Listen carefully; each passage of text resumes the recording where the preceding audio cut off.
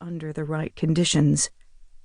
I pulled out the bottom drawer, rested my toes on the wooden lip, lifted the robe up to my waist, and plunged the needle into my scarred thigh. The quick burst of pain never failed to thrill me, and I shivered with excitement as the juice wormed its way into my system. It was the one time each day that I felt alive, and it made me envious of the addict's ritual. But back to the girl's murder. I'd allowed a girl to die while serving as a combat medic in Afghanistan, and I vowed never to let that happen again. Not on my watch, anyway. It still weighs on my conscience.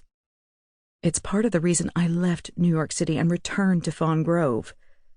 The pain of that memory lingers long after I left the battlefield. Healing both body and mind takes time as well as effort. I thought if I could only confront my past and let it go, everything would be better. But I found that I couldn't. It was too painful. There's a toxic hostility seeping through me that I can't quite cast out. Something has to give. Here's the deal. That Afghani girl is a part of me now. Forgetting her death, as well as the voices that continue to cry out in my head, would destroy me far sooner than coming to grips with their existence. Especially now that a girl has been killed in my hometown. I feel compelled to act, or it'll eat away at me until whoever committed this crime is caught. They say everything happens for a reason.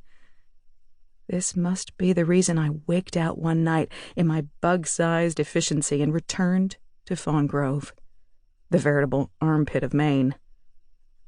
I feel I was brought back here for a reason. To find out who killed this girl. Chapter 2.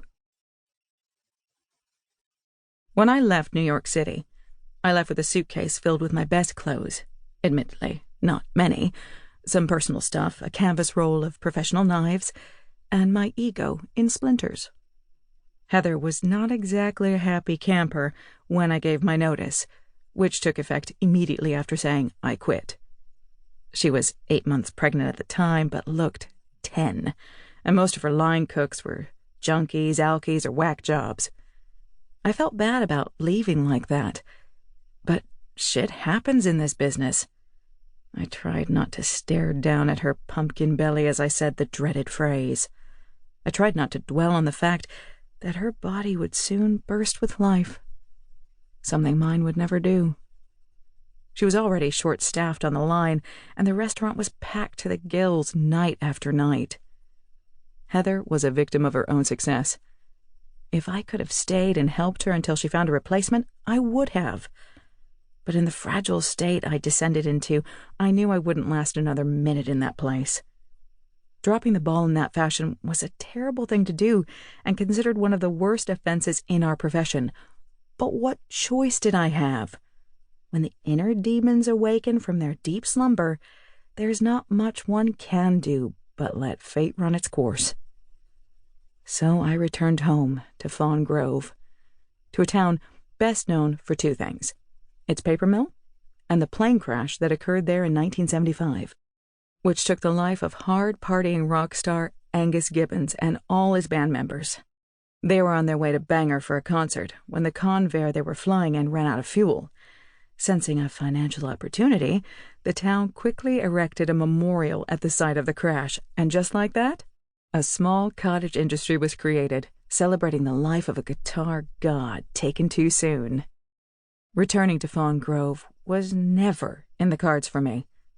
Then again, not much in my life has gone as planned. It's been a little over 15 years since I've been back here, and every day that went by I missed this town a little bit less. Until one day, I forgot it ever existed. I stare at myself in the bureau mirror, under the soft light of a faux Tiffany lamp my sister has a fondness for collecting. The skin over my face appears remarkably smooth, considering all that I've been through. I lift the brush and dust a light smattering of rouge over my cheekbones.